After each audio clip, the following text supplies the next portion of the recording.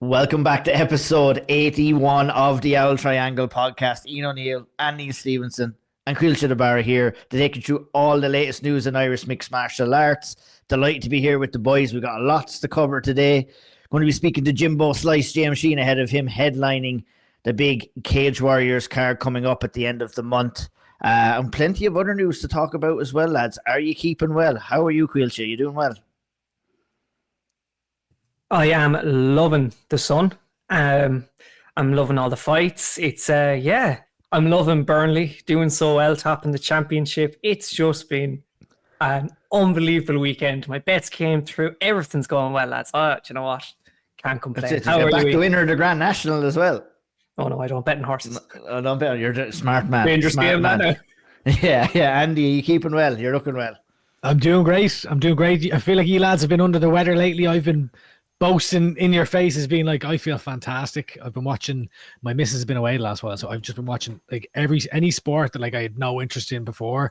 I'd be like looking up that like where's the next match website, and like, oh, it's 1 o'clock in the day. Of course, I'll watch this random sport that I actually don't give a shit about. So that's been my last 2 weeks or so. So doing well.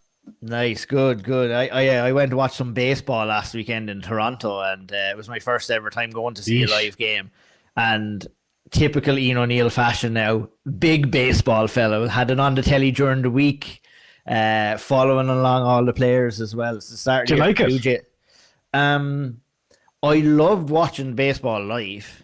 Like, it's a great experience. Like, you can go wander around the arena and catch it from a couple of different angles, and there's loads of bars and stuff. And I tell you, like, I've been to, obviously been to UFC, been to NBA, been to a hockey game, been to see the Winnipeg Jets play in the NHL playoffs, and then I went to see the Major League Baseball there obviously last weekend. So I have to get the NFL ticked off of the list now, hopefully within the next year or so. But I tell you, they know how to put on an old sporting event over in North America. I'll give them that.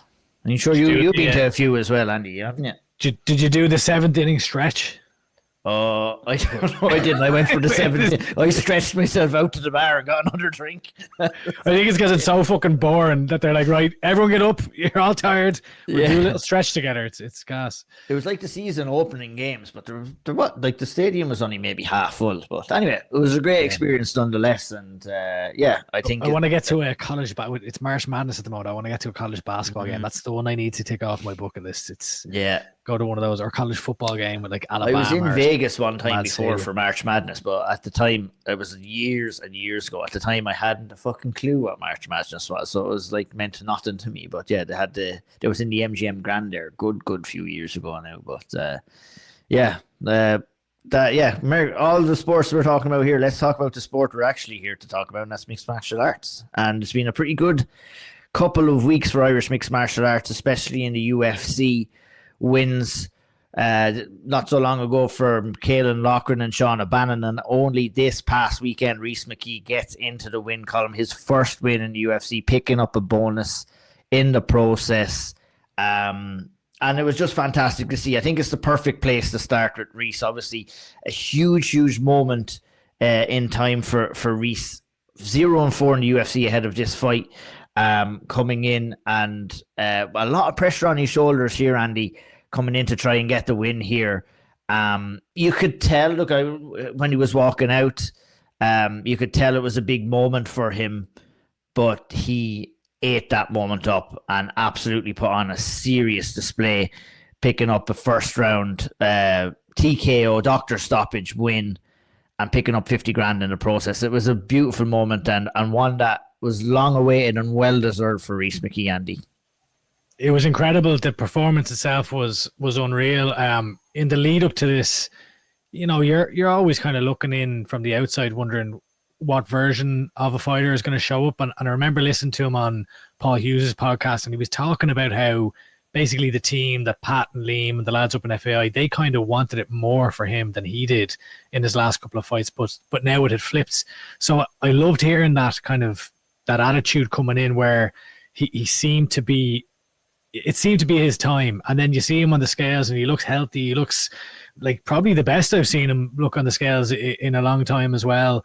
And then he goes out there, and like we were talking about, in WhatsApp and stuff beforehand, wondering, what way is this fight going to go? And what I saw in Daniel Frunze was a guy who was incredibly dangerous. He had a big right hand, carries his power and his danger into the latter rounds. But if the best Rhys McKee could come out there and put him on the back foot and, get in his face early, then he's got a really good chance. And by God, did he. Like the jab, that Rhys McKee jab, like, I feel like it's his superpower. We saw it back in Cork in 2019, I think it was, at Cage Warriors 110, where he stopped, and I still don't remember this guy's name, the Norwegian fighter, with the jab in the first round, I think it was. He just, the lads in FAI always describe it as the touch of death that he has. And like when you see what he did to Frunze's lip and Frunze's eye, it was a thorough beating, dropping him 4 times in a single round, and ultimately the doctor stepping in. I mean, to get the win when you know that your job is on the line, your UFC career, there's no coming back. There's no third time in the UFC for Rhys McKee if he loses that fight. That's just the reality of it. So there's so much pressure on you to go and do it in style, to the point where you're also winning $50,000 when you've got a young family at home. It was amazing, and I think that anyone in Irish MMA who was looking at this, everyone has known the capabilities that Rhys is capable of, but he just hadn't shown it in the UFC, and finally everything clicked last night, where it was, as I kind of described, it was the real Rhys McKee stood up, and it was a brilliant display to watch. It absolutely was a brilliant display to watch, and it was a ballsy display too, Caoilte, from a guy who needed to go out there and get the win. We see a lot of fighters coming and going in the UFC, and Old Osborne was another kind of fighter last night that was on a similar enough kind of path that Rhys had lost his last 4. He was under pressure. He too came out and chose to fight like Rhys, and sometimes it's not fighting to win, it's just going out there and proving that you are capable of putting on these performances. That's 14 wins and 14 finishes for McKee. This is what we've seen from him, many a time outside of the octagon. And like Andy said last night, when you have that pressure on your shoulder, it's easy to go out there and try and play it safe and try and just maybe eke a decision. I think, the class of Rhys was and the skill set of Rhys was definitely better of Frunze's last night, from me looking back on tape and kind of analysing that fight. But, it's not just the skills versus skills. You have the mentality factor, you have the pressure factor. And for Rhys to come and walk him down from the very start in Bell, took one maybe shot early on that really kind of zoned him in. And after that, the rest was history. Andy said that the jab was on show. Just the accuracy of his punches, he wasn't missing whatsoever. And it was just a brilliant, brilliant performance overall. How did you look at it from an analytical perspective, Caoilte? Yeah, he was... It's the Rhys McKee that we've known for so long now, and it came at a point in the card that it was desperately needed, and I think it allowed him to stand out a lot more to, I guess, the UFC and to the people watching as well. Up until that point, that card was absolutely dreadful, to be frank about it, and then he put life into it with that type of performance, the accuracy, the way he mixed up his shots, working off that jab, and then being patient as well. Like he was going for the finish, but he wasn't blowing the gas tank out. He was smart. He was hunting the finish. He was doing so much damage, all the knockdowns, everything. It was a flawless round from him. Barra taking a few shots, but you're always going to take a few shots in there. But it was a flawless round. It was perfect. And you just saw the face of Frunze afterwards, just how much of a beatdown that really was. And I reckon people would have been, I was even questioning, geez, could the doctor stoppage nearly affect his chances of getting a performance of the night bonus? Thankfully it didn't, because that was on track to being a crazy knockout if it continued, to be honest, because Frunze was in a bad way near the end of that first round, and some chinning him to actually make it all the way through to the final bell of the first round as well. But overall, like Rhys McKee, wow, talk about stepping up to the plate when your job's on the line and delivering not just like a winning performance, but like a standout one at that. Yeah, fantastic. Delighted for him. It's what I think he said, he's the most underrated guy in the roster or in the weight division. Can't remember exactly the quote, UFC but overall. UFC. And I think there'll be a lot of doubters that he had before that'll be changing their opinion very quickly after last night.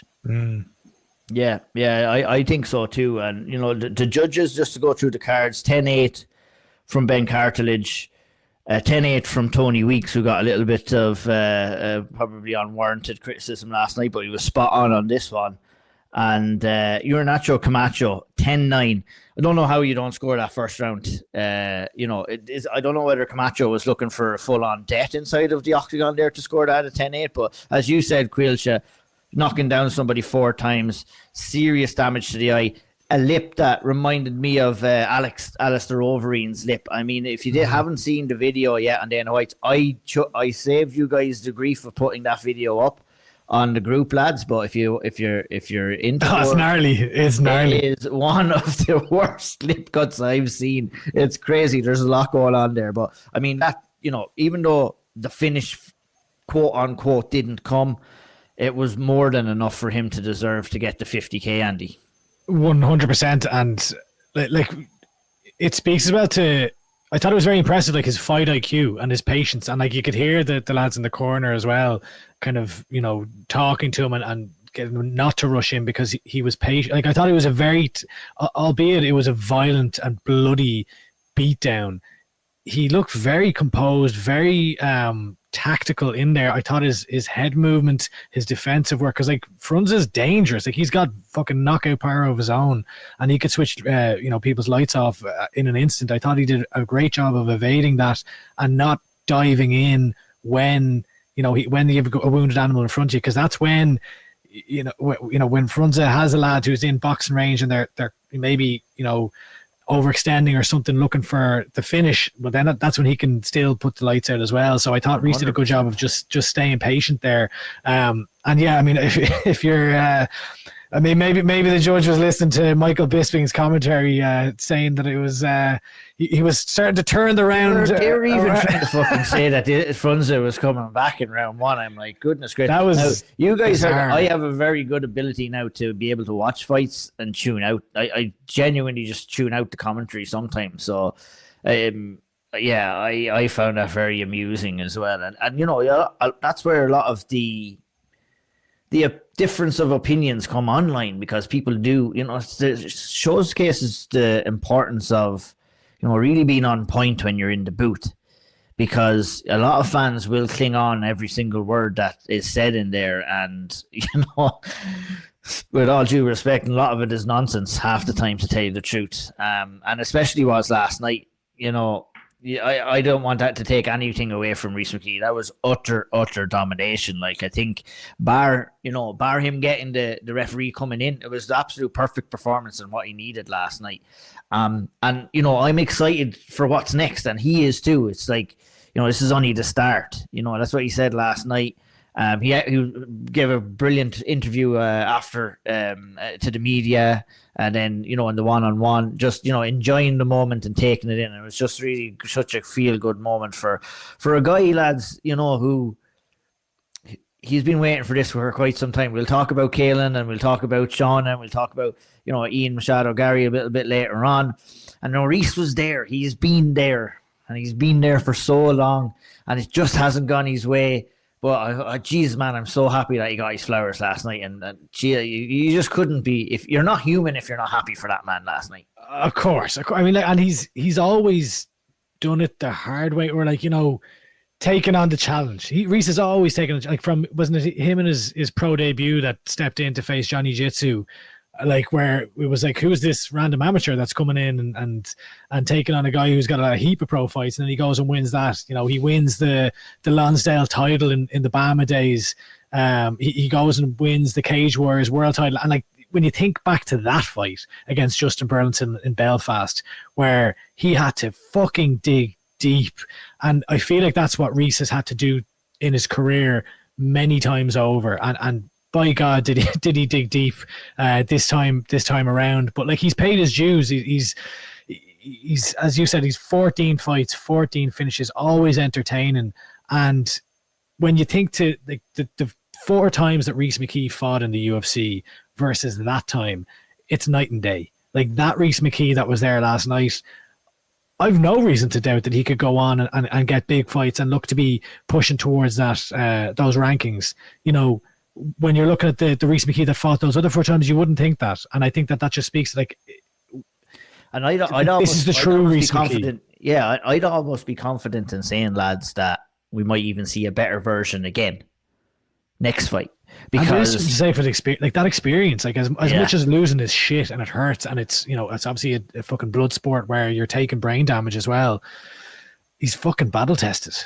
Absolutely is. It's great to see, and you know, very excited to see how he progresses. It's nice to get that monkey off your back now, and you know, opens up a couple of different avenues for him in the welterweight division. You know, I don't, like he said last night, I'm not even going to entertain the conversation of who's next or what's next for him. I think, you know, it's his moment. He let him enjoy this moment, and I'm sure that'll be. I'd like to see him, of course, again once or twice before the end of the year. Hopefully, we can make that happen. And you know, fair play to him picking up the bonus as well, like ticking off all the boxes. But there were some bonuses given out as well at UFC London. It's been a while since we've been on. A lot of action has taken place since we've been back, and obviously big wins for Caolan, Loughran and Shauna, Bannon. Let's talk Shauna Bannon first, because we're talking about bonuses, Caoilte. I mean, we were talking about people who deserve what they're getting. Shauna Bannon is another person that, you know, has given so much to combat sports. She had her moment at UFC London. It almost didn't work out as planned. A monster head kick before securing in the submission win. And I feel for Shauna that, you know, she found out about herself, you know, that a little bit more. I said before that, you know, there's no question in her heart and determination, but sometimes, you know, you need incidents like what happened to Shauna to kind of prove that, you know, you do have what it takes to be able to recover. And boy, Jesus, did she recover quickly after taking that headshot from Punja.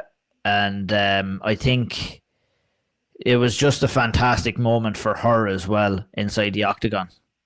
Yeah, like it nearly changed the kind of the trajectory of that fight, that kick that was landed, because until that point I thought Shauna was relatively in control. There wasn't as many big moments, and then out of nowhere, I've not had that, do you know, that stand up like, holy shit, what the hell just happened moment in a good while.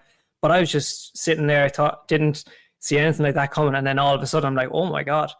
And then the oh my gods keep coming as Shauna manages to get the armbar, because like that head kick was huge. That was, if you slow it down, you watch it, that's chin to chin. Like, oh my, the chin on Shauna Bannon to take that, recover, and then get the finish. Wow, the heart, determination, everything, like fair play, and thoroughly deserved that bonus. It would have been a crying shame she didn't get it. So thankfully she did. A massive moment for her, and it'll you know, it's a huge win that you can build off now. Her first finish inside the UFC, and I remember when we had Paddy on as well.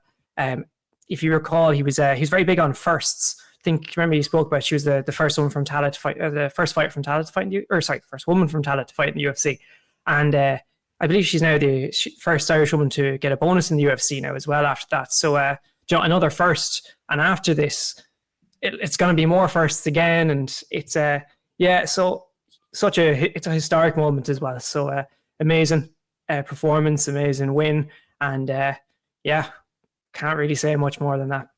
Yeah, I think, Andy, you know, the heart and determination, like I said, from Shauna has always been there. But, you know, on these big moments too, it's a game of fine margins. And she was doing really, really well in the fight before getting caught.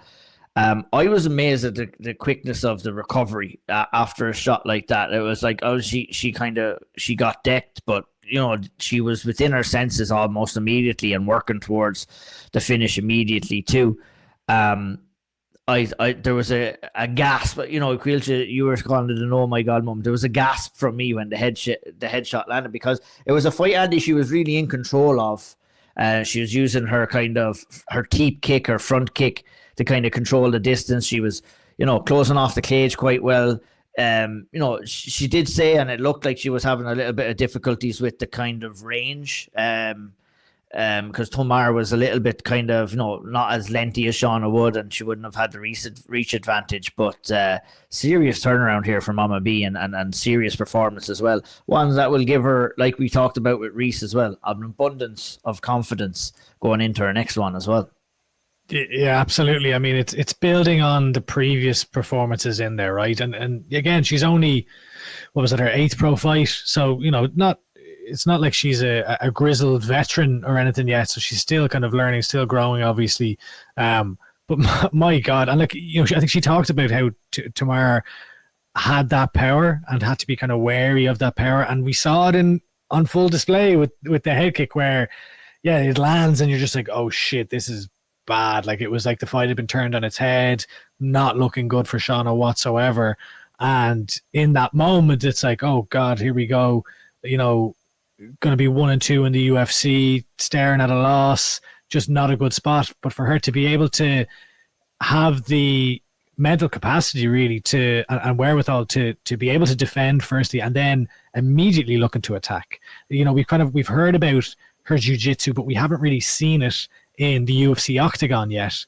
Whereas now we have, you know, now we've seen what she can do, how kind of how tactical and I suppose the quick thinking to be able to just see something that's presented to her, snatch the arm, and ultimately get the finish. And incredible. And again, similar to Rhys, where you're talking about, you know, someone with a young family at home, absolutely delighted for Shauna to get that performance bonus when, you know, single mother raising a child, like that'll go incredibly far.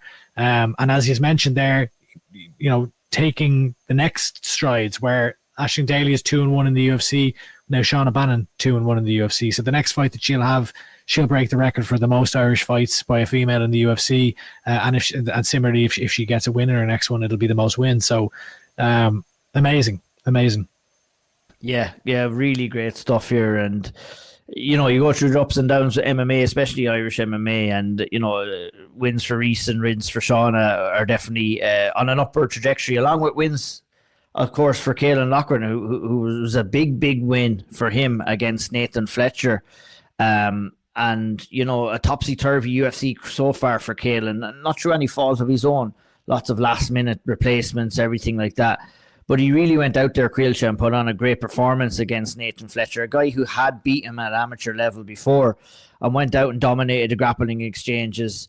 You know, had very good success on the feet early on. You know, close second round, which he won, and then obviously a very close third round as well. But, you know, we can maybe talk about the scoring a little bit. Talk about the performance first, Caoilte, and what you thought of what Caolan went out there and did against the tough guy in Nathan Fletcher. I think a lot of people who might be watching outside maybe the UK and Ireland or don't follow the European scene all that well won't realise how much of a difficult test this was for Loughran, and he passed it with flying colours.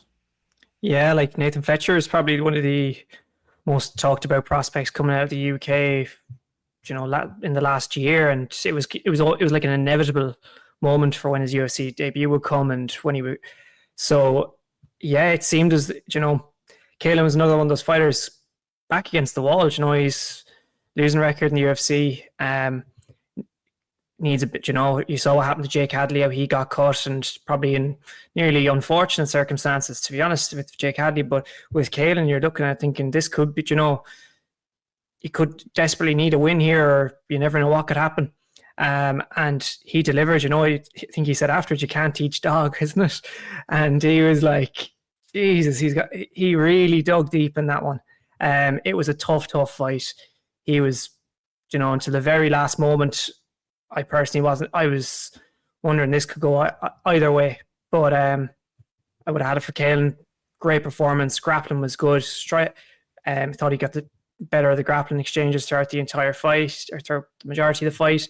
Had some good moments in the feet as well. Got caught once or twice there near the end of that third round, but overall, brilliant performance, and a massive one for him now as well. And I'd say it'd be one that he can build on, because looking ahead now, he probably doesn't have the worry now that he could get caught with a loss now instantly. And maybe, you know, you could it could push him on to even get bigger fights. He was calling out lads afterwards and maybe give him a bit more confidence to call his shots in the UFC nearly.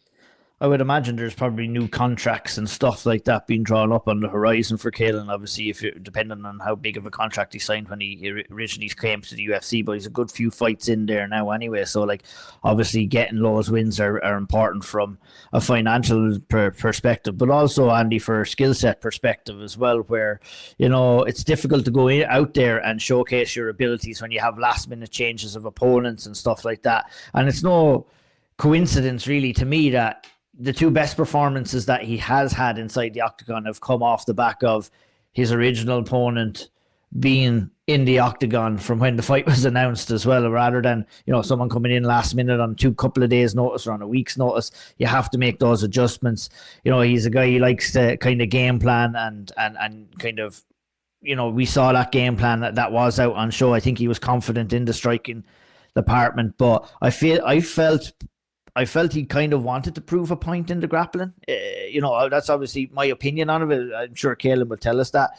But, you know, it felt to me that because Nathan Fletcher maybe got the better of him from a grappling perspective in their amateur fight, he wanted to kind of turn that kind of opinion on its head in this one. And I think he ticked off that box too in winning most of the grappling exchanges here. Yeah, I mean, I think you're probably spot on there. I don't know if it was, I can't remember if it was John Gillies or Mike Grundy that put out a video basically kind of showing the evolution of his grappling compared to their fight years ago in the amateur scene to now, and the fact that, you know, at that point Caolan had a bit of jiu-jitsu, but he didn't have the wrestling pedigree that he does today. And I wouldn't be surprised, you know, we've talked to Caolan a lot, I wouldn't be surprised if he wanted to go out there and prove a point and kind of show people that they're wrong. And I thought, look, again, similar to what we're talking about earlier on, I think that Caolan is continuing to evolve. Like, I thought his striking looked a lot better. His head movement looked a lot better than previous fights. I thought he was having great success, especially that first round. He was having really good success in the striking department. Obviously, he's had, you know, his style in the UFC has been quite grappling heavy to an extent, whereas there's been previous fights where he's been trying to get those takedowns against the cage and it hasn't worked out. The Lapalus fight kind of springs to mind there, whereas it was just seemed like he was able to take Fletcher down at will in this fight. Now, obviously, yeah, but that to me would tell, you know, different fighters will have different kind of strategies to kind of stop takedowns too. So, you know, you can view tape and you can look at someone's tendencies. You know, you can kind of train to counter wrestle as well, which kind of highlights my kind of point maybe in that, you know, the best performances we've been seeing is when he's not had to deal with the last minute opponent change. Like, not saying he's the only fighter ever in the world to have to deal with that, but it definitely doesn't help things, especially when you're growing into yourself as an early professional in the UFC too. Like, yeah, and look, it was a great, brilliant fight. Like, Nathan Fletcher's a serious operator as well. I wouldn't be surprised if we saw them later down the line in a couple of years rematching again. Obviously, the second round was all Fletcher. That body triangle that he had for a long, long time. Caolan did well to stave off the submission attempts there and to kind of keep his composure. And then the third round, like, I actually haven't watched the fight back since. I have. At the time, I was like, I don't know. Like, I thought Caolan was in complete control in that third round. And then, of course, Fletcher lands some big shots at the end. But the question is, are they enough to steal the round? And I didn't think it was at the time, but, you know, I thought you didn't think it was. I thought you were agreeing with me that I scored it originally for Fletcher as well, and you agreed with me. I? Full sure. But anyway, I don't want to throw you under the bus on your opinion, No. I to be honest, but I mean, it's understandable. But I had to watch the fight back, and I tell you the one thing that I noticed that I didn't notice live, and I find it very difficult to score fights with Irish fighters in them, to be honest, is that I was worried that, you know, and I tweeted it out that I thought it was Fletcher's and he might have stole it at the end with a couple of the shots.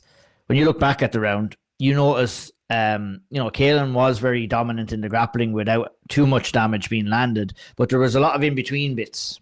And in those in-between bits, Caolan did land early in the round, midway through the round.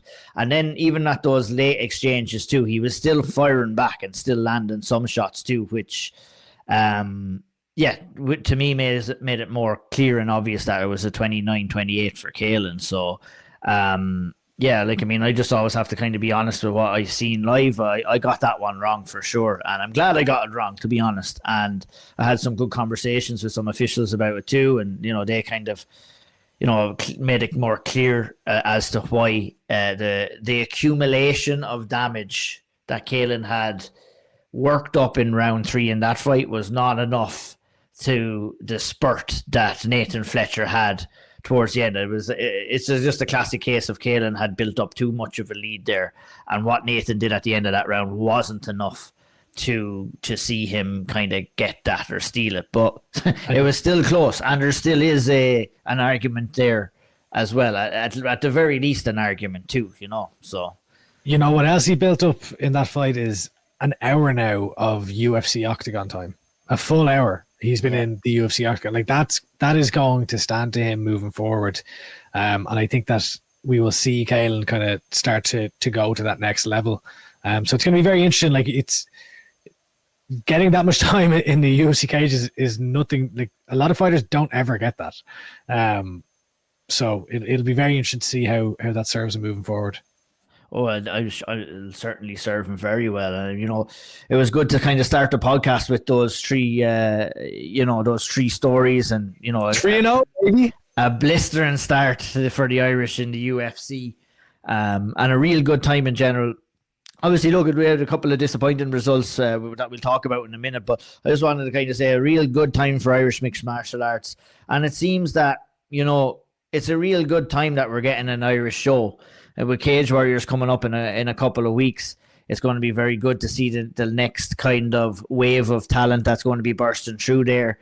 And we're going to speak right now to the guy who's going to be headlining the card, and that's Jimbo Slice, James Sheehan, who's going in there to defend his title against Justin Burlinson in the RDS on April 26th. It's going to be a busy, busy day in Irish mixed martial arts. We'll talk to James first. We'll come back and talk about some of the rest of the action after this interview. Over to Jimbo. 1 year removed to the day from his title-winning performance in the RDS, the Cage Warriors welterweight champion James Jimbo Slice Sheehan joins the show 3 weeks out from his first title defense back in the RDS on Saturday, the 26th of April. James, how are you? Great to see you. It's great to see you, lads. I'm very delighted to be on the show. I'm very sorry for being late. Is it okay? You've brought it up. Is it great to see us? I don't know if it is great to see us. Look, Andy was like a worried mother there before you didn't show up on time, James. Ghosts. I would have. I don't see. Like, I'm a good person. I have notifications turned off on Instagram. I try not to get too involved with that. So, like, if you're trying to get me, don't get me through Instagram. Okay, that's fair. You did say you were doing nothing. You're like just at home. So, like, clearly, like, we're so much of a non-priority that, like, even doing nothing is better. No, like, I was actually out in the back garden doing my Yuri Prohaska, like the shadow boxing, just topless in the middle of the night. So that's what I was doing, basically. Do you have any mad stuff like that? Like, I don't know, you're obviously, look, I feel like unfairly for the most part, Andy Ryan and the lads call you a hippie. You seem like a fairly normal lad. Do you have any superstitions or any kind of weird techniques like Yuri that you do? Yeah, I wish I did. Like, I suppose, like, the only little bit of hippy dippy stuff is that, like, me and my brother Graham would be big into, like, meditation, and Sam Harris, and kind of I'd be into, like, the Stoics and that. But, like, I feel like that's every lad now. Like, every kind of, like, lad on the internet has kind of, like, gone down that, like, route of, like, the Stoic path. Like, I don't even think that's individual, like, or exciting anymore. So, no, I think unfortunately, I just train, and I like an old fucking hipster cafe, and because of that, I'm called a hippie. Are you still doing the slackline?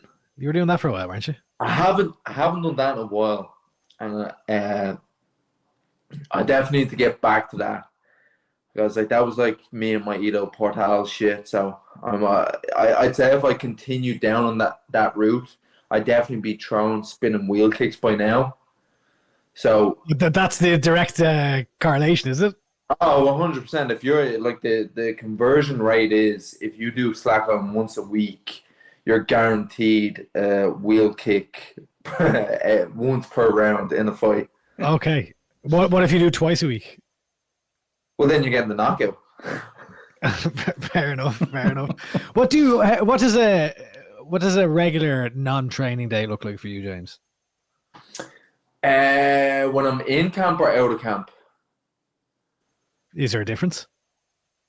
Yeah, because the in camp is all just about, like, even if I'm not training, it's all just to do with resting and just recovering. Like, I'm a big foodie, so, like, anytime I'm out of camp and I'm not having to do, I'm normally doing, like, a hike or something like that just to burn calories so I can go eat a load of food. And that's why, like, I always snap at myself. I'm like, man, when I quit hurling and football years ago, I'm like, man, why did I have to pick a sport that I have to wake up for? Like, why couldn't I have picked, like, powerlifting or something that, like, there's no weight categories that I could just become and binge out on food? But, like, look, it is what it is. Yeah, well, the other thing that you, as I sat beside you there a year ago with your face covered in blood, all cut up, you were saying, why do I also choose the one where I get punched in the face for a living? But, James, what a night that was. What a night that was. Literally a year to the day. I saw Cage Warriors celebrating it. How do you reflect on that night a year ago? Yeah, it was a great night. It was a great night for the gym. Me and Andy were only speaking about this the other day, that it was a great night for the gym because obviously 4 wins, 4 finishes, and obviously getting the belt as well was a nice way to cap it off. But we were kind of just reflecting on that and then thinking of the upcoming event that it's kind of an interesting, it's nearly like we're all kind of at like a stepping stone. So like on April 26th, like obviously I'll be retaining the belt, but like the kind of implication is that if I win, I should be going on to like the Contender series or the UFC or something along the lines. And then my teammates, so like Saul, who's fighting as well, if he wins this, he feels like he's stepping into nearly title contention. Darby's nearly stepping into, okay, he's a major player in the welterweight stage. Jer, when he gets matched up, I feel like he's stepping into title contention and flyweights. And then Jamie is becoming not just a prospect in the flyweight division, but he's becoming a name then. So it's a very interesting, like we all have difficult matchups, but I think all of us have put in an amazing amount of work over the last year and hoping to, it's hard to improve on 4 wins and 4 finishes, but like I think that's what we're looking to do: 5 wins, 5 finishes, and 5 big progressions in all of our careers.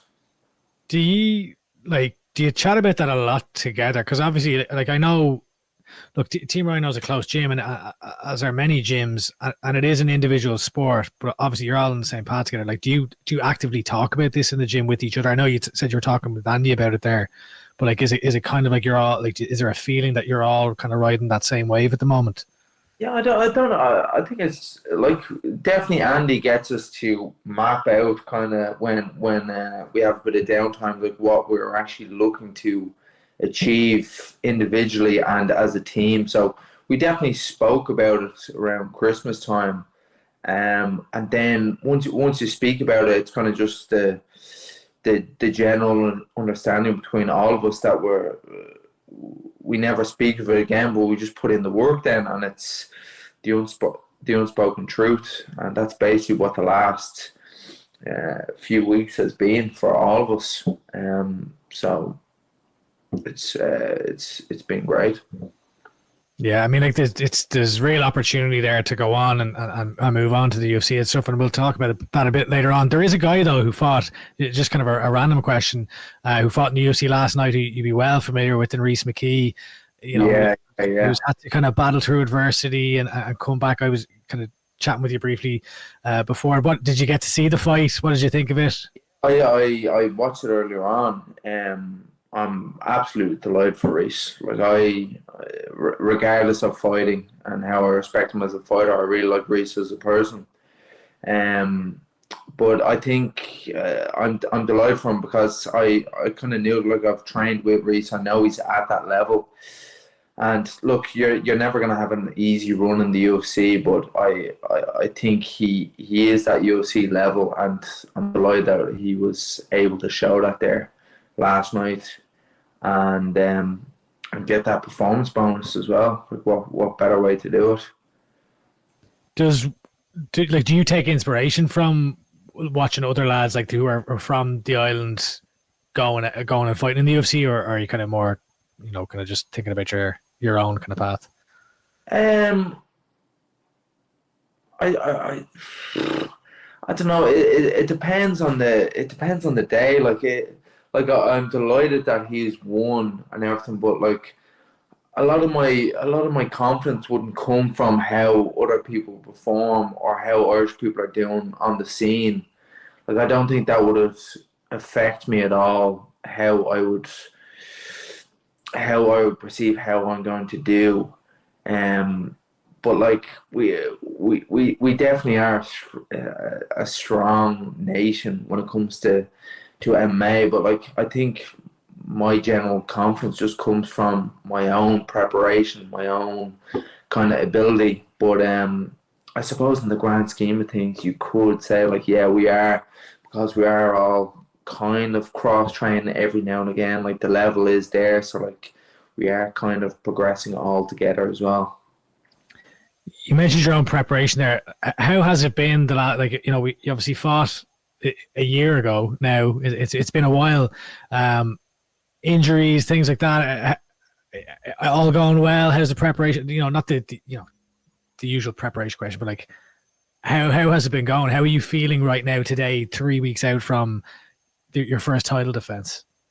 Fantastic. To be honest, I could fight tomorrow. It's great to get to a point that I've ticked all the boxes with my preparation, and now it's been like a sense of relief. Like, I don't shy away from hard work, so I don't mind doing hard work, but it's just nice knowing that it's like I could go in there tomorrow and win the fight from, because this has been a long camp. Obviously, I've had that long layoff. I was meant to fight Giannis in September, but obviously broke my thumb. And but the turnaround on that was actually quite quick. So I was able to get back to training quite quickly, like a lot quicker than I thought.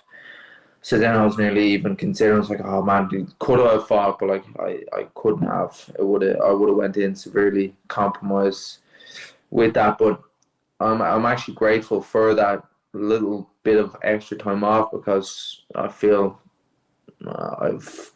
I'm even more prepared now, and I've added, because when you have that extra bit of time off as well, you get to start adding things to the arsenal. And obviously you add things in slowly on whatever pads or during drilling, and then add into sparring. So I've had a good amount of time to add the things in that I'm throwing it naturally in sparring now. And now the last thing to do is add it into the fight arsenal. So I'm looking forward to doing that basically in 3 weeks' time. Over the last couple of years, James, April has been fairly significant to you. I think if you go back to April 2023, that's when you suffered your last defeat to Oban Elliott. A defeat that's aging quite well right now. Fast forward a year from that, April 2024 is when you won the title, and obviously April 2025 now is when you're going to defend the title. If we were to go all the way back to that Oban Elliott defeat, and I know we kind of talked to you a little bit briefly about it before, but in reflection of that, obviously lessons learned there, but obviously good lessons for you, because you're able to dust yourself down, get yourself back into contention for a title, and then win that title What lessons did you take from that loss, and what lessons do you kind of bring into this title defense?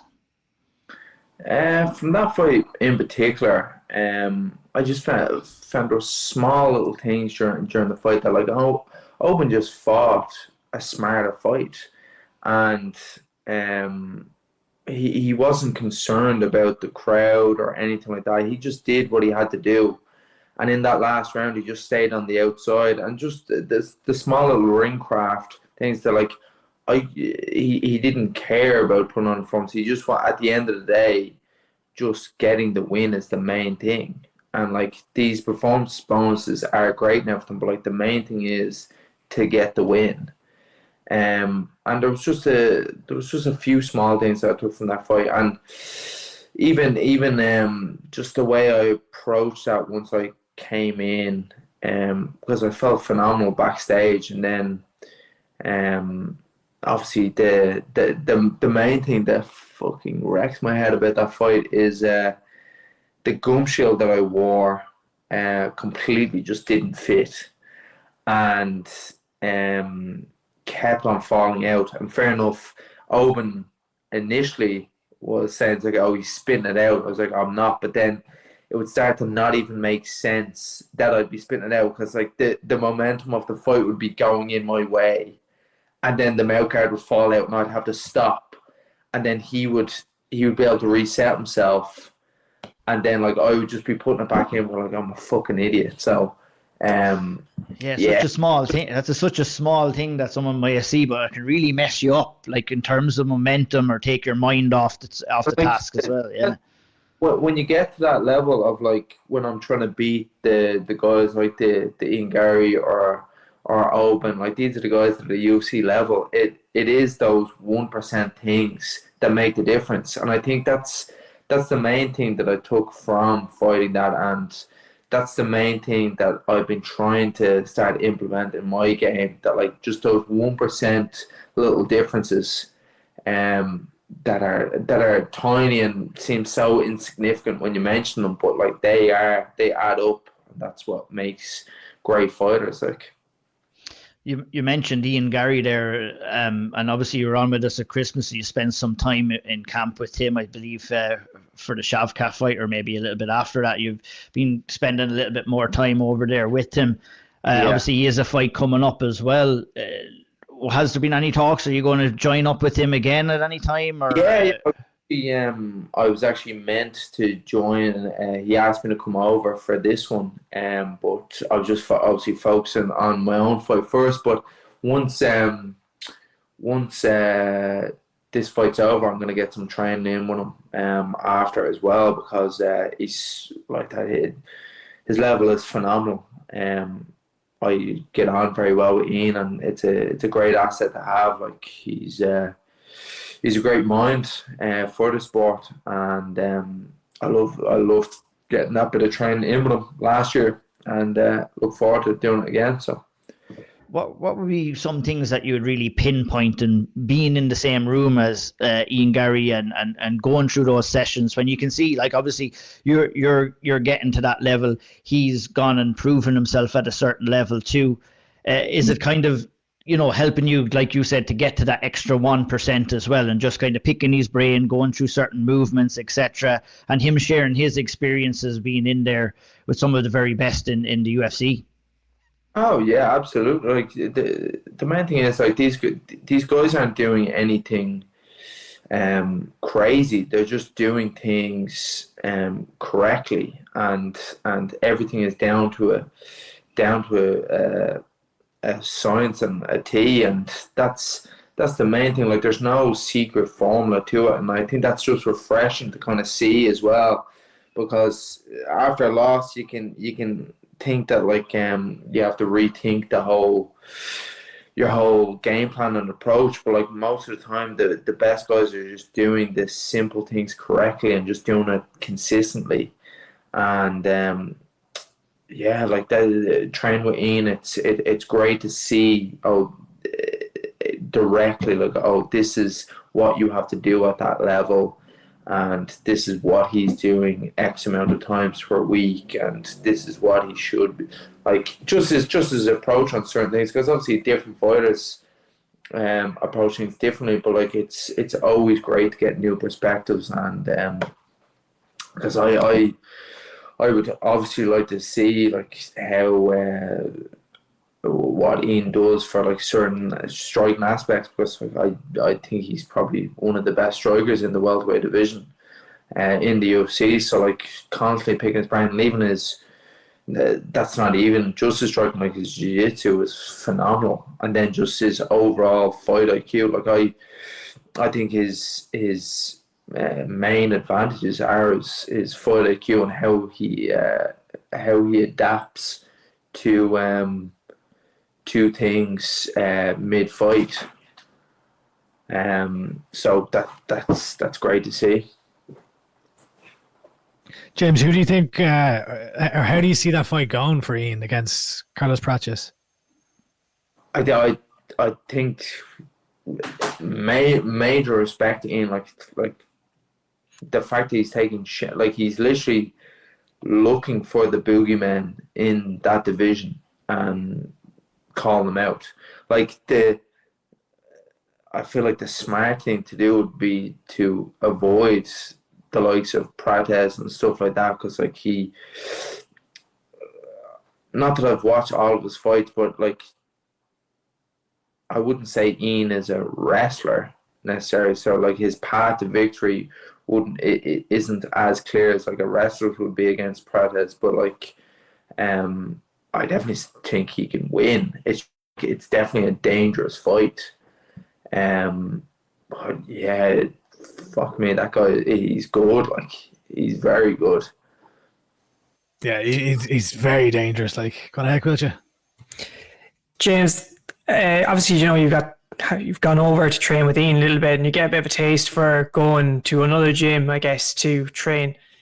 Has the idea come across maybe for after this fight to maybe even go to other camps or go to other areas of the world and spend some weeks there? Something that's becoming very common recently, the likes of Dubai, Bangtao, there, you know, are those areas you consider going for a few weeks? Even the MMA Academy where Derby is over in America, has that like that been on the horizon for you?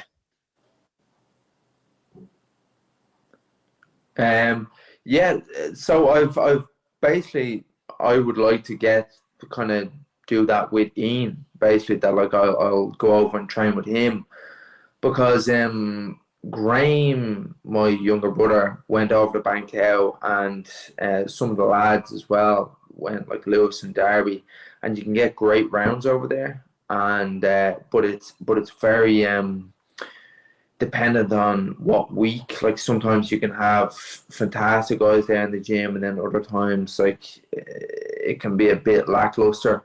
And then they're also saying like just the elements of the actual the weather can be quite difficult, that you mightn't get in as many rounds just because of the pure heat. But no, I'm kind of hoping that like this is a long-term relationship with Ian, that I can constantly be training with him, because there's no one better than a UFC welterweight, and he gets in other guys as well. Like he only did it recently that Auld was training over there as well. So these are the guys that I want to be training with, and I'd kind of take a bit of like a page from Paul Hughes's book, that like it is great to train with other training partners, but at the end of the day, my home is still like Team Ryano, and Paul Hughes's home is still FAI, and that is the most important thing in my opinion, because you have guys that know you, like truly know you, know your game, know how you think, and know what's best for you, and care about you. So at the end of the day, that's the most important thing. Like I do like a couple of weeks since whatever to get those extra different looks and different perspectives. But like I would always keep it that like Team Ryano is my main training place. Of course, you know, and yeah, you know, you have your training partners. You've even got your family there, and I know you mentioned Graham, who Rhys, you know, he's recently made his professional debut, and I know it wasn't the result he wanted, but I understand, you know, you were there, and what, as a brother, and I you know what it's like if you get in the cage, but what's it like for you emotionally just to see that type of to see that happen to your brother in the cage? You know, it must be tough. I was. This is gonna sound awful. I was surprisingly all right, right? Because like that, I know it's a tough sport. We knew it was going to be a tough fight going in. Like Graham's had, I think it's 7 pullouts now. In I think it was 2 or 3 years. He literally just walked in. He's literally just got back from his. That's what I was looking up for. But I think he hasn't fought in 2 or 3 years. Was kind of forced to go pro. Even at pro, was finding it difficult to get matchups. Finally, did get a matchup again and got another pullout. So it was kind of forced to take a fight that wasn't not ideal. Not that we didn't. Not that Andy or myself didn't think he could win or anything. Like Graham is phenomenal, and he is at that level. Like he will definitely be Cage Warriors champion in a couple of years, and we just had to take a matchup that like isn't great for your pro debut, especially when you haven't fought in the cage in whatever it was 3 years. So there's a bit of ring rust there as well. At a new weight class as well.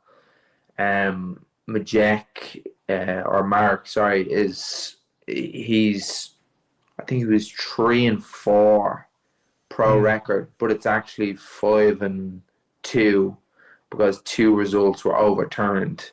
He did a TKO, but obviously failed a doping test for 2 of them, so they were overturned.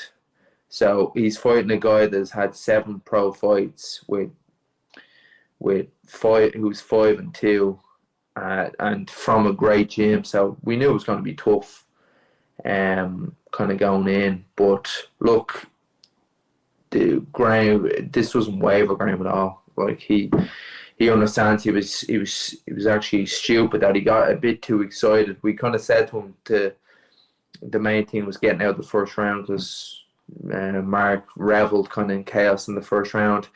He kind of wobbled him a small bit. He wobbled Mark a small bit, and that was probably the worst thing to happen. That kind of got him a bit excited. He stayed in the fire, then paid the price. But look, he's a strong guy mentally and physically. He's just been back training and just understands this is part of the process. I lost my pro debut as well. That's it. It's just part of the whole process. You got to get back in the gym, keep working away, and then just keep fighting. And hopefully now that he has a loss on his record, it's a bit easier to get a matchup. James, looking ahead to the fight itself, obviously going in there against Justin Burlinson, he's a guy who has he's had some really tough fights. He's had to come through adversity inside and outside the cage. Obviously, he had the Dana White's Contender Series opportunity. He had the fight with Rhys in Belfast when Rhys won the title, and then additionally he's had to deal with some, you know, like he had to overcome testicular cancer and a knee injury and things like that. So like I feel like anyone who's kind of been following the UK or European scene is familiar with Justin, but what version of Justin Burlinson are you expecting come the 26th? I'm expecting the best version of Justin. Look, anytime anyone is in Cage Warriors, they're good, let alone fighting for the title. Justin is from a great gym. He's had some phenomenal performances. And what was I going to say? He's been through the fight. Like, he's fought great opponents and finished great guys. So he is a high-level fighter, and I expect it to be a tough fight, as always. Where, like, if you were to maybe not quite rank it, but yeah, where do you see this as the toughest fight of your career? Do you feel like you've had tougher fights? It really depends. Like I can say that like I've had tougher fights, but like you never know. until you're in there. And like tough fights can completely depend on how I'm feeling as well. So like it might necessarily not be about the opponent, but about how the wake up goes or whatever, just how you wake up that day. So I'm preparing for Justin like I'd prepare for any fight or any opponent, being the best version of myself. I think that's the only thing that I can control. Justin can come in here and be his best version or his worst version. That doesn't change how I'll prepare. So There's the man. there's the man now. How's Graham Red? How we doing? Matching hoodies. Pause.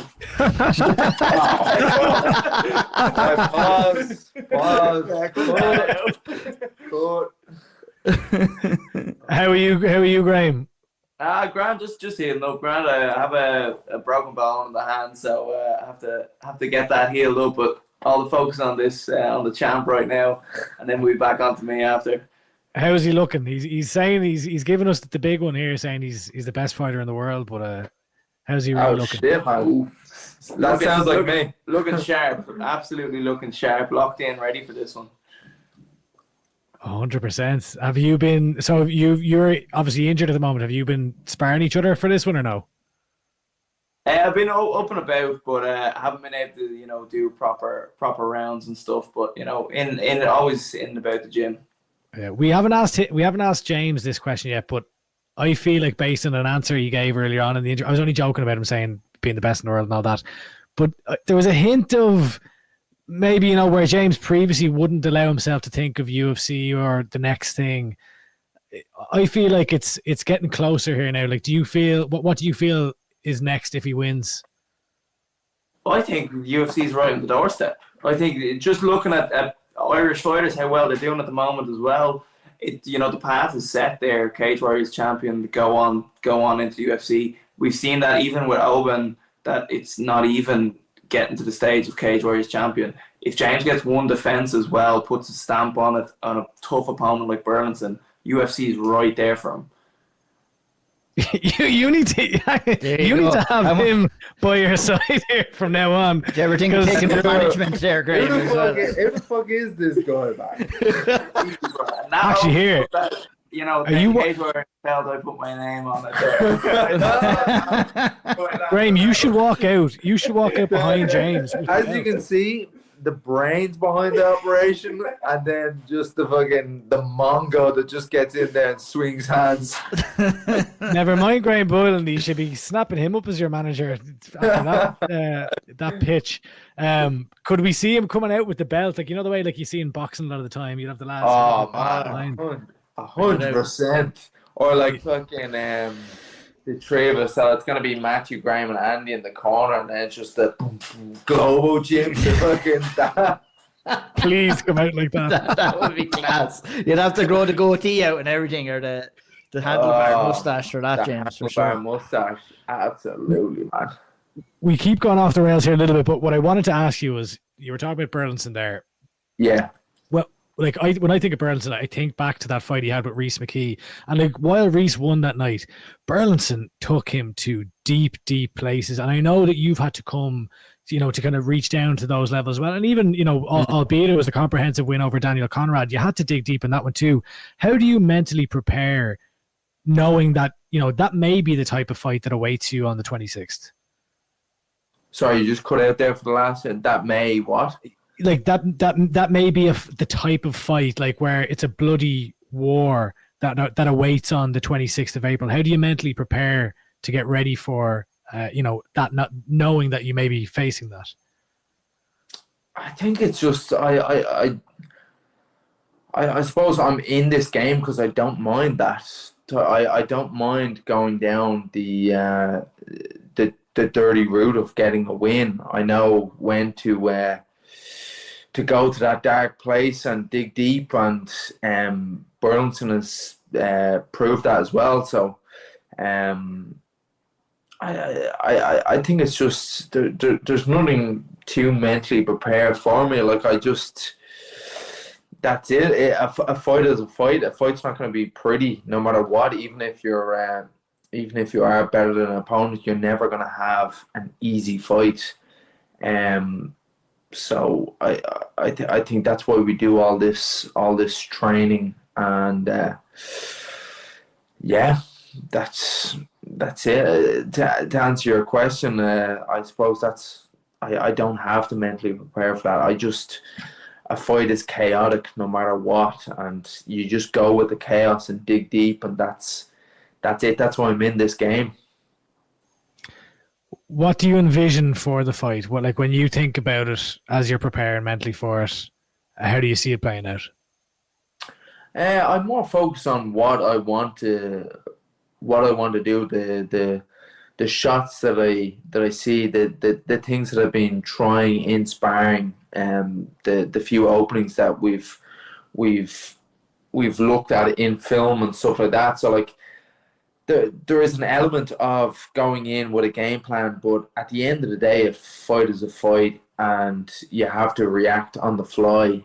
And you can make, like, a lot of guys can make all these decisions, and I don't know what it is, whether it makes them sleep easy at night, that like, oh, I'm gonna go in and I foresee myself doing this and that, and I was like, at the end of the day, you have no clue what's going to happen, right? You just go in and you deal with the elements as they come with it, and you try and implement your game plan, and that's it. Fights are chaotic, and it's just trying to control the chaos in your favor and implement your game, and that's what I'm going to do. Come here, the big question now. What shorts are we getting? Is it the leopard print? Like I said in your Instagram comments, Were you even looking at the poll? Leopard print wasn't even an option. That's why I said, if it's not leopard print, we riot. Well, look, start the riots. I can hear them outside right now. It's not like you can a few riots. I'm actually curious. So, what do you think it is, Caoilte? I put, is it alligator? That's what I voted for. Crocodile. I think crocodile was that was it. Crocodile. Yeah, I think that was the most popular vote. Caoilte? That was I don't know. Sorry. I go zebra. Was zebra an option? No. Zebra was an option. Yeah, I think that was the second most popular. Yeah, I like zebra. I like that. I like that color. Yeah. And then Andy, what do you? I know what you. What were the other two options? What were the other two options? Giraffe and then tiger. You're not doing giraffe. Giraffe is ridiculous. Is it? Yeah, he's doing giraffe. Giraffe is a fucking. I mean, let's see. That's ridiculous. But I, I'm sure it's great. I think zebra. To be honest, if it's between those four, I'd think zebra. The black and white would probably look pretty cool. Yeah. I suppose we'll see this week. Yeah, you're gonna give Justin a big kiss as well when you're fighting him, or is that just? Man, I still can't get over that. The kiss of death. That was the kiss of death, James. That was, well, to be honest, it is. He was French, so that's. It's way agreed. Only when I kiss, fight, was it? I must bring that out.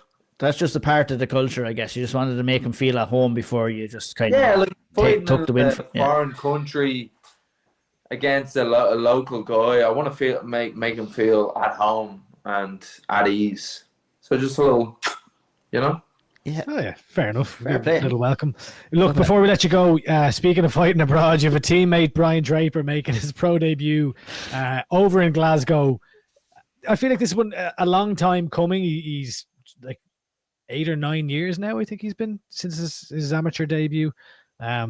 What is now the time? Are you excited? Obviously, he's your teammate and all, but like, it's an interesting time for Draper.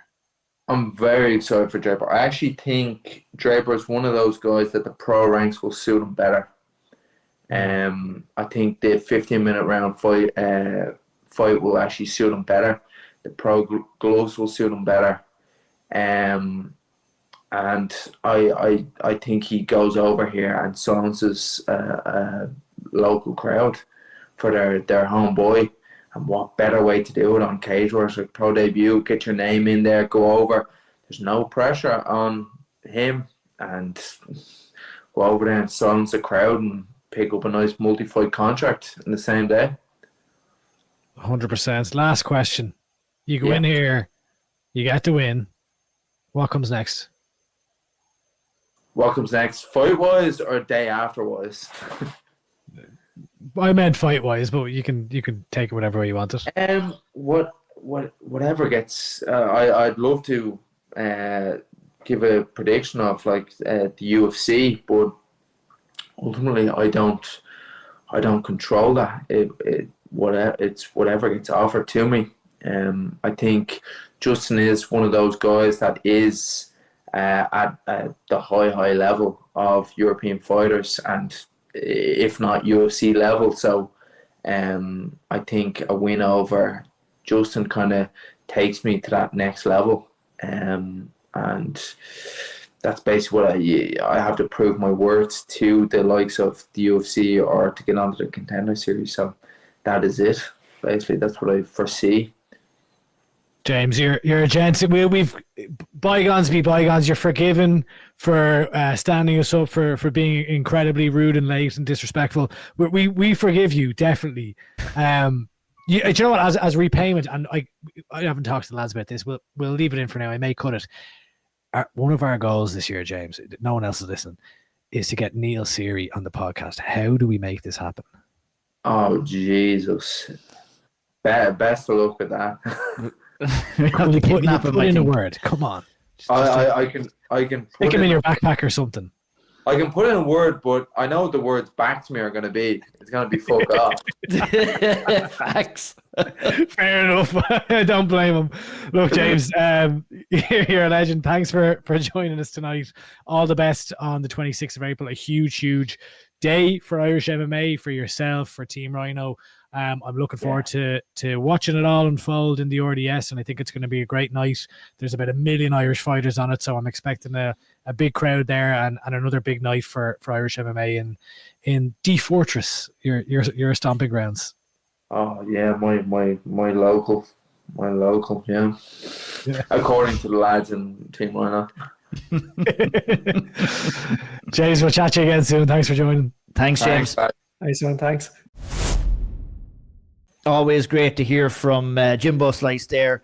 As he said, he tops the bill in the Cage Warriors card, April 26, which I said before the interview was going to be a big day for Irish mixed martial arts, because Cage Warriors Dublin in the daytime, we're heading over to Kansas City a little bit unexpectedly in the night of the April 26th. That's where Ian Garry will take on Carlos Prates for the UFC Fight Night Kansas City, Missouri main event. On short notice, news broke last week that Ian Garry is stepping in again.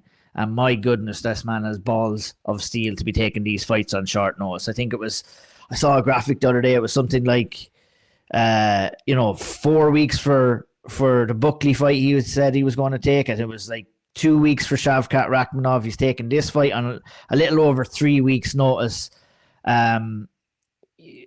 I mean, fair play to Ian Garry, first of all, Caoilte. I mean, it's a not an easy thing to come in here on short notice. We're talking about Caolan Loughran taking fights on short notice. It's something that Ian Garry is getting quite used to, and he's happy to come in here and challenge himself against the very best. And you got to give credit where credit is due. Not everybody has that same mentality that Ian Garry is showing, and coming in here against a very dangerous guy in Carlos Prates as well. Yeah, he's backing up the talk. I think, he's always saying that he wants the hard fights. He'll fight anyone in the division, and he's proving that now. He did it initially with the Shavkat fight, taking on the boogeyman in the division, and now he's got, I guess, the rising boogeyman, the guy who maybe not's going to take you down and grind out, but the guy who's going to put your lights out, because Prates can hit like a truck. He's an amazing striker. He's got all the finishes. He's riding massive hype at the moment. And I can't imagine there's a lot of people looking to step up to the plate to fight Prates, because he'd be one of those you'd be thinking UFC really want to get behind this guy, because these highlight reel guys, there's not many of them around at the moment that are doing it consistently like this guy. So, Ian he's backing up all the words of how he wants to fight the tough guys. He wants the hard fights, and stepping up once again and proving that. And if he can stop that train of victories that Carlos Prates is on at the moment, or streak of victories even, that would be, what a way to bounce back from the loss that he suffered against Shavkat.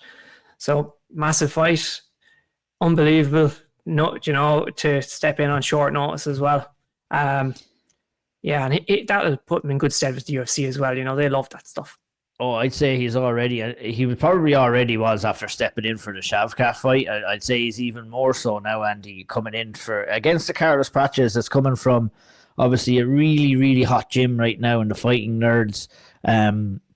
Very kind of unorthodox, explosive striker. A kind of a typical fighter that Ian has kind of seen before. These explosive strikers, he seems to be the technical side of his striking game. I think kind of will give him a good boost coming into this fight, in my opinion, at the very least, with his chances of winning. Andy, how do you see this one? I know you were very excited to see this fight announced. Yeah, Jesus. I mean, how can you not be? Carlos Prates coming into this, I think 11 fights on the bounce. 10 of those, the last 10 of his fights were knockout wins. So I mean, it's really dangerous fight, and like fair play to Ian for taking it, in the sense of he was talking about not wanting to fight down the rankings, and that's a very dangerous kind of outlook to have, especially with fans, and especially in that welterweight division when you had the likes of Colby Covington and other guys who were kind of sitting on their spot for a long time, and the division wasn't moving along. So when you're coming off a loss, you kind of have to. You fight up, sure, but like you got to also look down too and fight down. And I'm glad that he has here. I think that's a good thing. I kind of see this as kind of too similar to what you were saying there. Like Carlos Prates, if you were to put them in a box and like very much categorize them, you would say that Carlos Prates is more the kind of raw fighter, whereas Ian is more of the tactician athlete in this matchup. Obviously they each cross over into each category also, but that's the way I see it. So like I think that Ian would need to, Prates is incredibly dangerous and can put his lights out. Ian will need to be fighting a very tactical fight, not letting himself be drawn into a firefight war here, or do it like Rhys McKee did with Daniel Frunze, and you'll come out with a spectacular finish if you pull it off.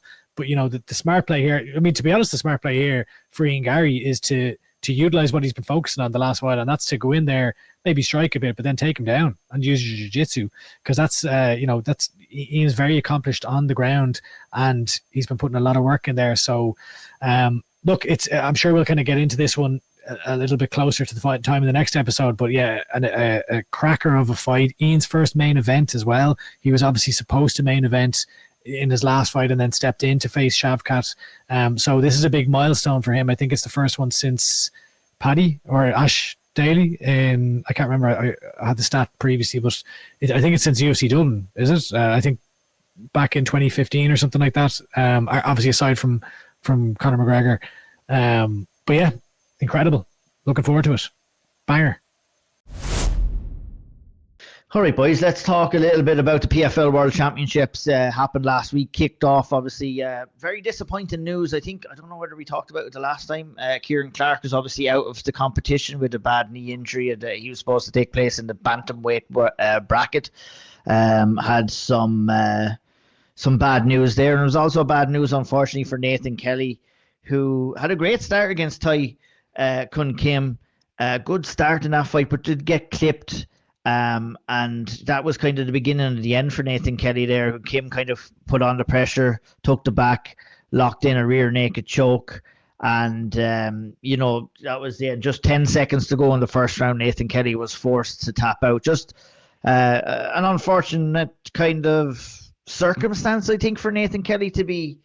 Look, I think I'm going to be honest about this. I think it was unfortunate for him to be put into this position. Like, when he was speaking with you, Andy, before the fight, him saying that, I found out a couple of days before his last fight that he was actually going to be fighting in the world tournament. And, yeah, it kind of begs the question, lads, why was he fighting that last fight if he knew he was going to be in the tournament? I know it's hard to turn down opportunities like that, but it seemed like a little bit of mismanagement from the PFL side because he had such a quick turnaround to try and get ready for this fight after that one as well. I don't know, just, obviously Nathan is happy to get the fights and obviously to get paid and everything like that, but I feel on another night he would have gone out there and gotten the win against Kim, and it's just, it wasn't to be. Maybe it was a little bit too much too soon. How did you guys see it, Caoilte? Maybe I'll go to you first. Yeah, I guess, it was a close turnaround. I see what you're saying. It could, who knows what I can see multiple reasons why you would go in there. You look at the fact of coming off the last one to get that one back. The financial opportunity there is so big. It's, you can't blame a guy for doing it, and it's and yeah, it could be mismanagement from the PFL, especially informing someone before they go out to fight previously. But in terms of, look, what's done is done. In terms of the fight itself, I think, yeah, I guess the Nathan Kelly that we're used to seeing that has shown up in other fights just wasn't we didn't see the Nathan Kelly that we're used to seeing, is the best way of putting it. Maybe it looked a little bit tentative after getting caught, and it just wasn't his night at the end of the day. It's a shame, but I feel like he's handled the loss extremely well, and we've seen how he's come back from fights before. We've seen our losses before. He had that skid at the beginning of his career, and we saw what happened after that. And with his mindset, I'd have no doubt that we could see a resurgence even bigger than what we've seen before. However, as for stands now, yeah, we didn't really see, I guess, the Nathan Kelly that we've used to, but that's part of the fight game. And it's a shame. Maybe it is mismanagement from the PFL side of things. Maybe it was too soon. Who knows? But hopefully he gets a bit of time off now and can come back even stronger, and he's matched appropriately the next time as well. Yeah. Andy, your thoughts? Yeah, I'll be blunt. I thought it was too soon. I thought this was too soon. I thought he was in a very, could talk about the fight itself in a second, but I thought he was in a very awkward spot, like to your point, Ian, where you find out on fight week ahead of that Dubai card that you're going to be in the tournament. So, and again, you can say this is excuses or whatever, but like that is an added thing to think about heading into that fight. Now, that's not to say that's why, or had anything to do with why he lost that fight, but it's in your head. It's like, okay, now I've got this big opportunity that I know is coming around the corner, and he lost those first two fights in his pro career. He went on an 11-fight winning streak. He started to build this really good profile, standing with the PFL, respect amongst peers, respect amongst fans, exciting fighting style. And now it was all building towards these kind of two big opportunities, which is one on the Dubai card, which the Hughes Nurmagomedov card, which was a huge one. All the eyes of the world were on it. They were billing it as this whole Ireland versus Dagestan thing. He loses that fight, and then your opportunity is now to go into the world tournament, but it's coming at a very much less than ideal time. And also the timeline of it, it's literally 2 months later, and like he took some damage in that fight. So I think it was too soon. I don't think that. And even before that, remember, like he was supposed to be facing off against Sabit Magomedsharipov as well, and that fight fell through. So, at that stage, do the PFL brass just say to themselves, "Hey, we're going to have Nathan in the tournament in 2 months' time. Maybe we'll just kind of shelve him for this one, give him the opportunity to kind of work towards a camp and get in there rather than, finding the last minute replacement." No, I wouldn't say it was last minute replacement, but finding the replacement coming in here. I don't know. It's just, you're right in what you're saying. It, when you find out pieces of information like that, it can kind of affect maybe how you're thinking, how you're performing in those kind of fights as well. Yeah, like I just... It's a really awkward position to be in, because I completely understand why he chose to fight and why maybe his team, decided, we'll go ahead, because it's a huge opportunity. It's 3 fights, as he talked about in the interview, where straight knockout, you win, and all of a sudden you're PFL, you're a world I'm opening a whole other can of worms. You're world tournament champion. You're gonna start sounding like me there if you start criticizing too much. Well, like you 500 grand and a world title. So it's completely understandable. I just think and again, this is the general after the battle, but I think it was too soon, and I think it showed. I don't think we saw the best Nathan Kelly in there on Thursday. I truly believe that. I think, to be honest, you can call this Irish bias or whatever. I think the best Nathan Kelly wins that fight on Thursday evening. I do too. Yeah, but I think, look, it's a shit spot for him to be in right now, where you're coming off 2 losses in the 2 biggest spots of your career. However, we've seen, when he had those 2 losses at the start of his career, he was an 0-2 pro who had achieved nothing at the professional level. Well, since then, he's gone on and won 11 fights and done it in emphatic fashion. Has looked incredibly dangerous with his hands, knockout artist, and then also a high-level black belt who's subbing lads all over the place. I think what he needs to do now is, and I think he was alluding to this in the video he put up, is just take some time, go away, get some downtime, and then come back, upskill, whatever you need to do, and then not rush in. Don't rush into a comeback. Come back when the time is ready, and then start to build back again. Because we've seen with the likes of Rhys McKee, with the likes of James Sheehan, with the likes of all these other people who we're talking about now, and even if you look further afield, the likes of, say, Joaquin Buckley in the UFC, where he's knocking on the door of title shots and things like now, where he was, nowhere close to that not too long ago in the UFC. So I think, myself included, MMA fans can be quite fickle, can be, but what have you done for me lately? And yeah, it's a bad spot for Nathan Kelly to be in right now with these 2 losses. But I think if he comes back the right way and just takes it one fight at a time, he can absolutely. He's still very young, and I think he's got a tremendous skill set where he can get to where he wants to be in the sport. Yeah, very well said. I couldn't agree anymore. I think the time off right now is going to be very, very essential for him and getting back onto the horse and getting back into the win column as well. Let's, before we wrap it up, a couple of smaller things. Obviously, we had a double set of Irish talent at WOW FC. Lehane was defeated by Enrico Esposito via second round TKO doctor stoppage. On the same card, Nikolay Grozdev defeated Theo Bashford via first round submission via arm triangle, an Auld arm triangle. Moves to 9-2, 100% finish rate. And that's 6 first round stoppages for Grozdev. Let's start with him first. Let's talk about Lehane. Andy, obviously, Grozdev is a guy that's been really impressing you and has been really impressive in general too. Going out there, taking these tough fights, but finishing these fights early stages too. You go out there and you can do things like that. It opens up a serious level of opportunity for you. Yeah, what has impressed me about him, especially in his last number of fights, is he's come through a little bit of adversity in each of his fights. I've found, like, I think there was a previous one where he got dropped and then ended up getting the finish. It was a mad, crazy fight. This one here too, he didn't get dropped by any means, but he did get cracked with a shot earlier on that I thought hurt him. But immediately he switched on, he got the fight down, and from there he completely bullied Theo Bashford, dominated completely, and eventually gets the first round submission via head and arm choke or arm triangle.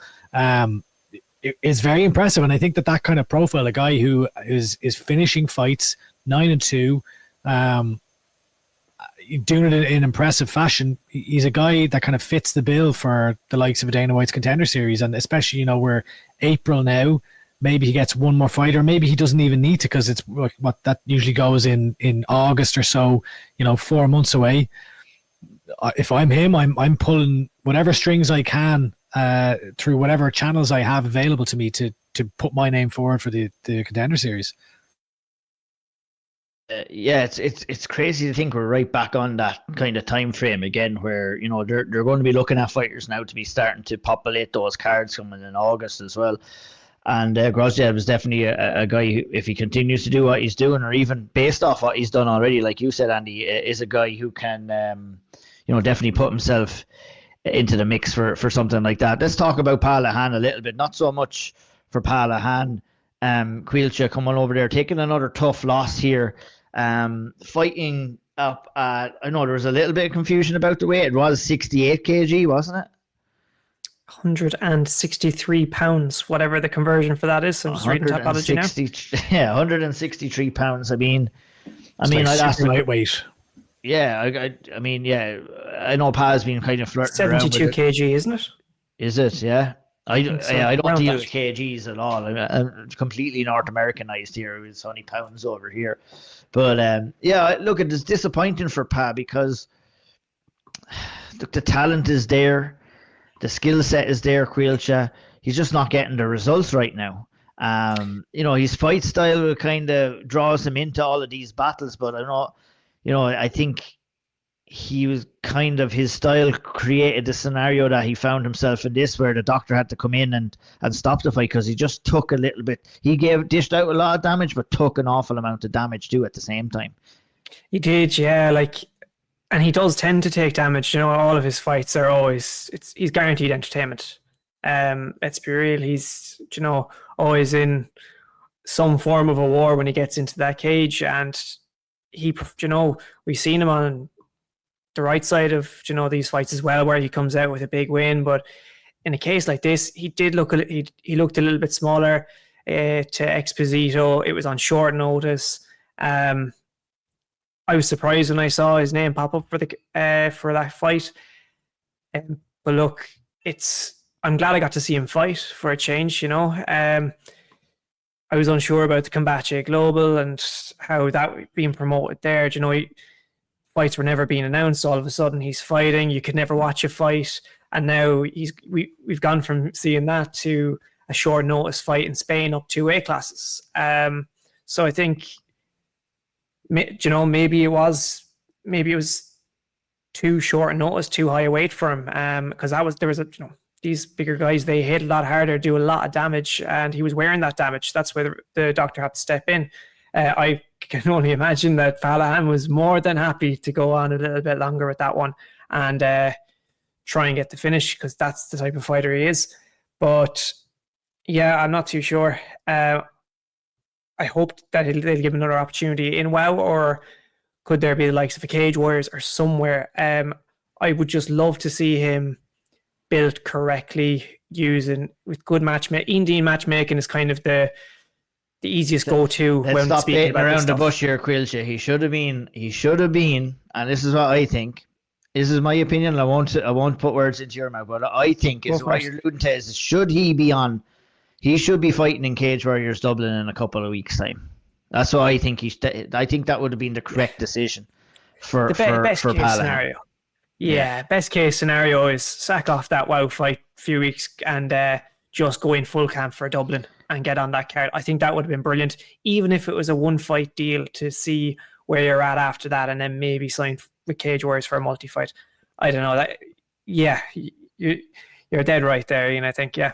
Yeah, I mean, I think you're right in what you're saying, Caoilte. It's a very important time in Paz kind of career right now, especially coming after Combatche. It would have been, for me, I would feel it would have been an important choice to make on where he goes next. Like, is WoW FC the future for Lehane? That's yet to be seen. He's already talked about going back there again, but I thought there was a couple of other avenues that he could have went down, Andy, that might have been better suited him, as opposed to like maybe taking these short notice fights where you might not be at 100%. You have the Cage Warriors opportunity there, like you said. You go in there and you rack up a win or two here before Dana White's Contender Series, and you never know what may happen. It's unfortunate, and he's kind of worked himself into a tricky situation now as Pa, because you can't stay going out there and taking these kind of fights and not picking up wins if you're hoping bigger opportunities are going to come along. Yeah, I mean, I'm not. To be honest, I'm not going to sit here and pretend that like I'm an expert on what the direction of Lehane's career is, because I just don't really know, in the sense that like he was, as you mentioned, with Combatche there for a good while, and I feel like that, while it was probably from a monetary standpoint or from opportunity, like he was definitely getting fights with them, and it served a purpose for a while, but I don't know. It's the problem is that when you're going to a card, and we've talked about this before. I'm not trying to pick on Pa here at all by any means. He's his own man and has the right to make his own decisions. But it's just when you look at certain pathways in general, I think that someone can build their career. If you're going over to combat you. You're going over there not to be built. You're going over there to test out some of their local talent, some of their quote unquote stars over there, and maybe try and help build their names. Now, he went in there and picked up a couple of wins. I'd liken that to a Brave over in Europe. When you're going to Brave, you're going to be going over there and you're going to be facing off against really difficult, quote unquote, homegrown talent over there. It's like, sometimes there's a big benefit to getting with a promotion that wants to build you smartly and not just put you in there against tough tests to try and build local talent or try make names off your name. I'm not saying that has directly happened with Pa, but that's kind of my opinion on it. It's like there's a lot to be said about, making the right decision at the right time that would benefit your career. Yeah, I mean, I think it's like any fighter. Like I guess you first need to know what your priorities are, and I don't know what that is for him. I don't know if it's money. I don't know if it's sporting success. I just don't know. So if it is sporting success, and if it is the UFC, I think at this point, like what you said, Caoilte, getting in with like an Ian Dean who will navigate you and build you and have a plan as to where you're going, I think that would be great. If it's money, I don't know what the likes of a WOW FC pay or anything like that. To their credit, they are a show they were on UFC Fight Pass. So, had he gone out there and gotten a higher real finish, well then, maybe you stand out, etc. But yeah, like you would have liked to have seen him at either going kind of like the Cage Wars or maybe trying to get on that PFL show in Belfast. Now, obviously, it's easier said than done, and they're probably looking at lads from up north rather. But then again, you see the likes of Owen Sheridan and a few others who are getting on those cards, and I see Matthias Saharov's now in the bantamweight European tournament as well. So there's definitely opportunities there. Pa, obviously an SBG fighter. Yeah, look, I don't know. I'd love to hear from him, to be honest with you, as to what he wants to get out of this. But I just, like he's and again, I'm not trying to like put his career under a microscope here, which is I suppose exactly what we're doing. But like 4 years into your professional career, the years start to go by quick, and it's the hurt game, and you don't want to be taking too much damage, because at the end of the day, is it worth it for is the juice worth the squeeze?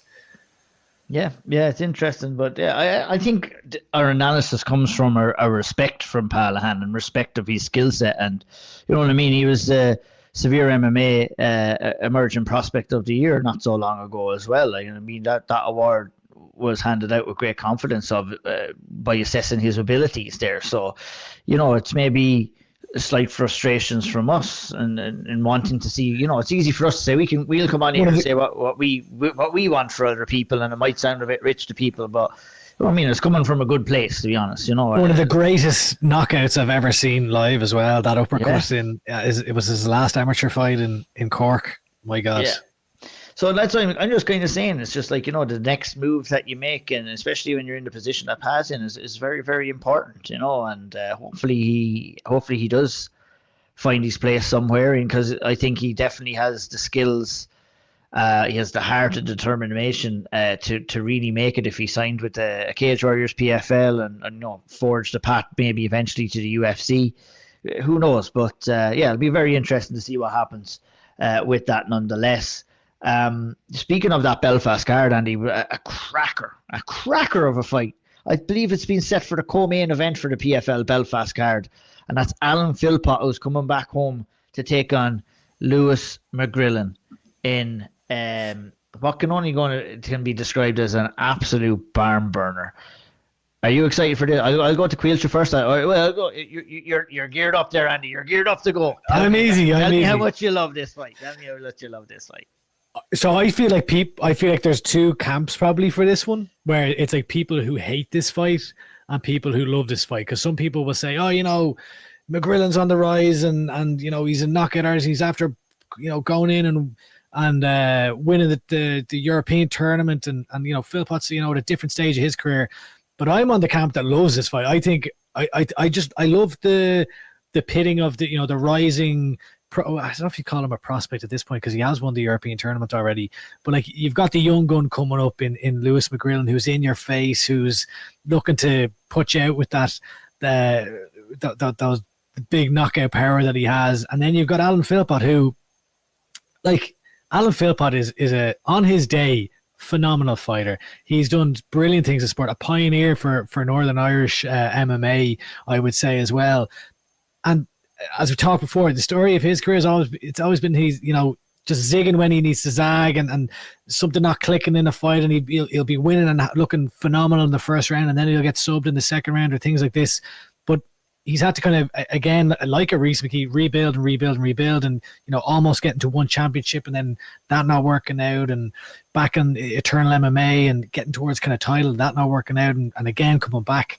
But he seems to be clicking, and I thought he looked phenomenal in his last fight, and I'm delighted to see him get this opportunity, because he's been calling for a long time for a promotion to bring him home. He's been living out in Australia to get that kind of homecoming fight, and he finally gets it here now. And there's, like, albeit Lewis McGrillen is a killer, he is got dynamite in his hands, but you do look at a fight like the Garnett one, where it's like he can be got at. Exactly. Sure. And like there's also the kind of the like, I think Philpott is quite close with Dean Garnett too, so there's kind of like, from a storyline perspective, that kind of element where it's like, okay, is he going to try and go in here and maybe get one back for the old guard against the rising generation. So and again, Philpott's only 32 still. You kind of forget that. Like he's still been around a long, it's not like he's 40 years old. Time. He's just been around forever. So yeah, I'm buzzing for this fight, to be honest with you. And I'm delighted for Alan Philpott to get it. And I don't think it is. I don't think this is a walkover fight whatsoever. I think that it will be incredibly entertaining for as long as it lasts. I don't see it going the distance. And we'll find out who wins. And fair play. We definitely will. And Caoilte, look, for Alan, he has an opportunity to come in here, and Andy spoke very well about the rise of Lewis McGrillen. Alan Philpott can come in here, and he can take it all away. He can take it all away in one night, and everything that Lewis has worked towards. Alan can kind of sweep that up, and he can use that and get himself motivated, and a win here against Lewis McGrillen, man, that opens up serious opportunities as well. And I'm sure you're just as excited to see that fight as both of us. Yeah, I was scratching my head when it first got announced, I won't lie. I thought Lewis McGrillen would be fighting. They would have pushed him maybe the opposite way. I thought they would have pushed him up towards the world stage, and maybe some bigger names. And no disrespect to Alan Philpott there, but what I mean is that I would have thought they would have pushed him, try an upward trajectory, and try and get him in the world tournament. But I don't hate the fight. I quite like it. It's warmed. I'm warmed to it ever since, because the initial shock was like, oh, okay, this could be really good, this. And then you look at the storylines that can be drawn about this, everything, and it's I really like it. This kind of Alan Philpott's had this little bit of resurgence recently. He's been calling for the opportunity to come home, as Andy mentioned. Now he gets it, and he can upset the apple cart. He can make a bit of money doing it, and he could earn himself an opportunity in a tournament with a win here. Let's be real about it. If you beat the guy who won the tournament last year, you could secure a spot by beating him in the next European tournament, even the current one as an alternate. Who knows? There's massive opportunity for him here, and he knows what it's funny because he knows what it's like to be the young gun who's, really highly touted, beating guys in this top promotion. During those Bama days, he was being spoken about as like, he was up there headlining. He's a champion. He was there. I remember being up Tree Arena, seeing him versus Duquesnoy and all those kind of big. Like, he's been in there with elite level, and maybe this is the kind of opportunity that Alan has been waiting for. Like, he's 32 now, as Andy said, and it's a great opportunity for him to kind of give one last push. And remind everybody that he's still here. He can still be active and competitive, and being on these big cards. It's great to see him back in Belfast as well. I'm sure he's fought a couple of times up there too. So good, ticks off the box for me for sure. Triple the number of fights that McGrillen has, and double the number of wins. Well, 21 versus 11, so basically double. Yeah, pretty much. So I mean, a lot of experience there. Now, McGrillen's still a killer. I mean, like it's still yeah, this is a for sure. tough This fight is a from tough Philpott. fight. Like No, don't get me wrong.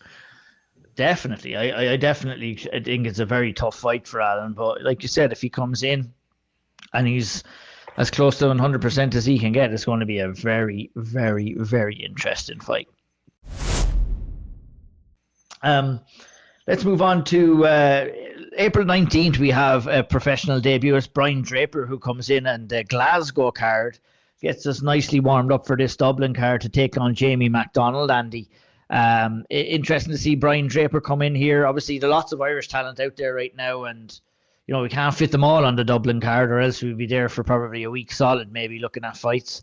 But yeah, we can expect to see probably a couple of other Irish talents scattered outside the Dublin card coming up as well. But it's an interesting pro debut here for Brian Draper. Yeah, looking forward to it. I mean, he's going in against Jay McDonald, who's 3-1. So obviously, 4 pro fights under his belt already. It looks like a tough enough fight. But I always like watching a Brian Draper fight. He comes to bang. Big curtains, as I'm now calling him. I don't know if that actually makes sense, but that's my nickname for him. Brian Big Curtains Draper. Draper, I love it. I love it. That's pretty. That's class. I'm not gonna lie, that is class. Oh my God. So yeah, I'm really looking forward to seeing him. Like we've seen him on the Irish scene. Remember, he had a war with Cora Kelleher, the legend, the lad who's in his 40s, taking on these young bucks on the Irish amateur scene. He had a great fight with Johnny Ward, with Rory Murphy. He's coming off a couple of losses actually in his last few amateur fights, but I think now is the time. He's been fighting for donkey's years. Like he made his amateur debut in 2017, so it's long overdue. An Auld pro debut for Big Curtains Brian Draper. So looking forward to seeing him over in Glasgow. That's fantastic. We have donned a few nicknames on the L Triangle podcast. That's definitely up there. I love it. Fair play, Andy. We're going to see Cian Cowley back in action pretty soon as well. He's back over there, the MMA Gala for the welterweight championship over in Denmark. Good to see Cian back in action again. Caoilte, as a Muay Thai purist as well. Obviously, Cian coming from that background, it's exciting to see him back in there in the cage again and fighting for gold too. Yeah, it's unreal. Like he's a bit of an enigma at times, as Cian Cowley, because he will go off the radar for about a year without a fight booked.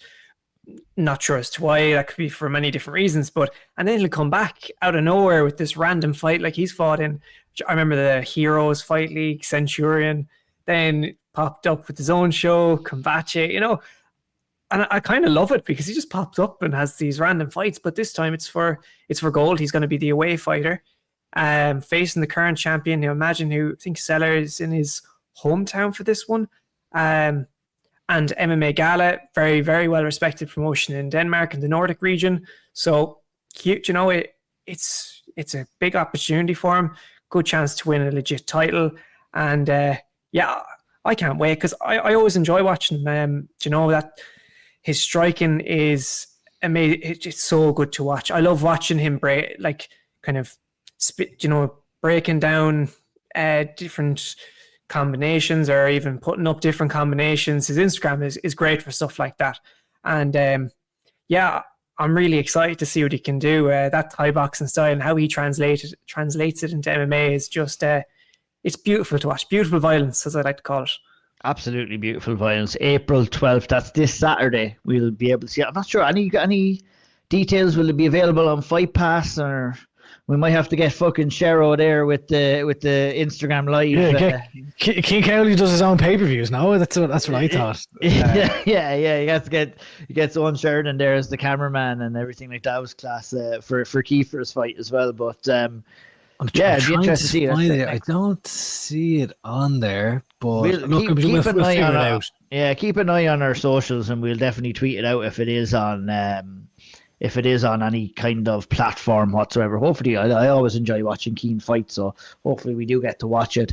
We'll finish off the podcast this week, lads, talking about a partnership between two couples that we never thought we might see. A budding bromance, a budding bromance between SBG and Cage Warriors, and we've seen a huge influx over the last couple of months of fighters coming from coming from SBG to be signed with Cage Warriors. And we haven't seen this level of activity, Andy, in quite a few years.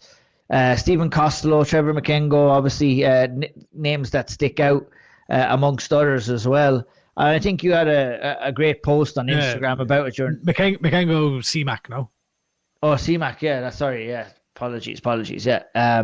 But yeah, a couple of others anyway. Basically, you were tweeting about it and on Instagram about it during the week, Andy, and it sounds and looks fairly promising, and I think it's much needed for the scene to see the relationship between SBG and Cage Warriors spark up again. I don't know if you can see the curtains are closed here now, but if I were to open them, a pig would be flying out at that window right there, because we're back. SBG, Cage Warriors, back in the gaff together. They split up for a while. They've made amends. They're coming back together, and now it's going to be happy families again. And I am delighted. Like this, look, on a serious note, this is great news for Irish MMA, because we focused for so long on Bellator and how it was the SBG show and how other gyms in the country weren't represented, and all of that was true. But additionally, there was the other storyline that we didn't focus on for a while, which was the lack of SB. Well, it was focused on, but like maybe not as it didn't come up as often around the lack of SBG representation in Cage Warriors. And look, it was I don't know. I don't know like the absolute inner workings of it, but it seemed like there was a bit of both parties where, blaming the other, etc. It was dating back to a long time ago. Probably, I remember back in 2019, I remember Boylan was throwing shots at Kavanagh around the conflict of interest with IMA and things like this. And then there was shots being thrown back there. And I remember Pizzi doing a load of reporting on it back then. So like that's just coming to mind. That's 6 years ago. So, and it never changed since then. And it was, it wasn't like this like turf war or anything like that, but it was just, you'd hear a comment here or there. And, I remember asking Boylan. Do you know what it was kind of like on the Irish scene? It was like, when you're in a group of friends, right? And you have two friends that have had a little bit of a falling out over something and they're not talking to each other. Yeah. But we're the other group of friends, and we're all talking to each other, and we're talking to the two parties as well. But there's just that little bit of awkwardness there with everybody saying that, I don't want to talk to this person too much or that person too much, and then you just think you wish the two of them would just let bygones be bygones, and that everybody gets along with one another. And then when that eventually happens, you see that whole friend group coming together again. That's kind of look, it is. You're dead right, and it's a process. These things take time. And there was your man Tanio Pagliariccio, the Italian fighter from SPG, who did fight on Cage Wars, but then there was the whole drama about shorts and logos, and you're like, I don't exactly know what was happening there, but clearly there was conflict still. Clearly, I saw John Cameron taking shots about, oh, you're happy to use, promoting Conor McGregor, but I can't have an SPG fighter on the show. But we finally start making some progress. Boylan kind of, extends the olive branch recently to say everyone's welcome. No matter which gym you are in, you have a home at Cage. Whereas John Kavanagh then says, look, if it's the right opportunity, he's happy to, take that olive branch, let bygones be bygones. There's no emotional kind of ill will there.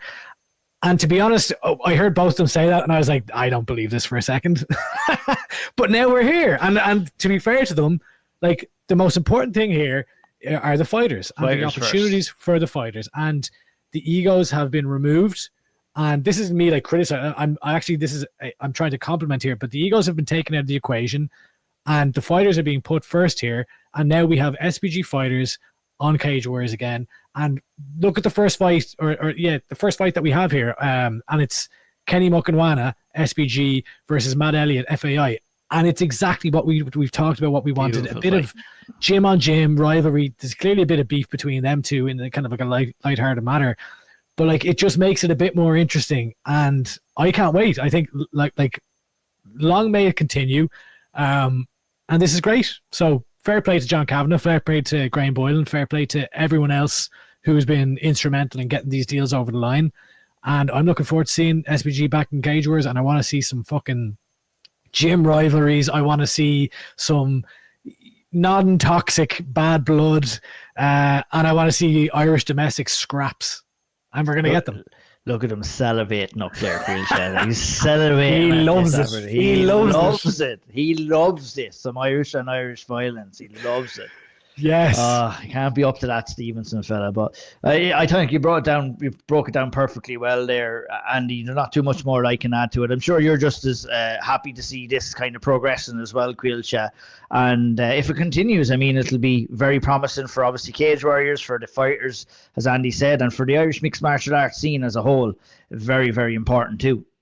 Yeah, it's kind of where I wanted to go. That, it means that there's more potential for shows over here over the course of the year. One thing that maybe, who knows, could be possible, I reckon, if when you buy in from all the gyms as fighters continue to grow in their career and their popularity grows, everything like that, who's to say that the 3 Arena is out of the question at some point? Maybe I'm reaching. Who's to say it isn't? You saw what Bellator did when they brought with the host of Irish fighters they have. When you get them from all over the country, build their profile, and who knows? You never know. It means there's potential for stuff like that, really, to be honest with you. BAMMA were able to do it back in the day. I know they're boss now, but look, who knows? Cage Warriors could build something really special when they have buy-in from every gym in the country and they sign fighters across it. They spread their signings across all the gyms. So who knows what could happen. Very good for Irish MMA, and hopefully everyone can be kept happy. They can be active throughout the year, not just 2 fights a year. Hope so. In an ideal world, it'll all work out. But this is MMA. There'll be a few bumps. We'll get over. There'll always be a few bumps. There'll always be a few bruises. But there was no bumps and bruises for this episode, and we're pretty much wrapped up. Anything else, lads? Anything left? Any striking news that we've forgotten about? And I don't think so. I think on the next episode we'll have a heap to look forward to. I think there's a good few fight cards that will be coming up as well. There's some domestic ones as well. Danny Corr's show is coming up relatively soon, but I think we'll talk about that on the next episode as well. It's the day after Cage Warriors Dublin. So that, geez, another event that weekend. It's all a go, huh?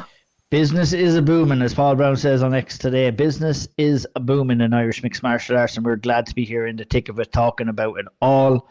We'll be back next episode. We'll focus almost entirely, I would say, on that Cage Warriors Dublin card. Hopefully we'll get a few guests to help us build and whet the appetite for that card. But all is left for us to do for this episode is for Quilcha to see us out. Garry Míle Maithagibh agus Slán go fóill.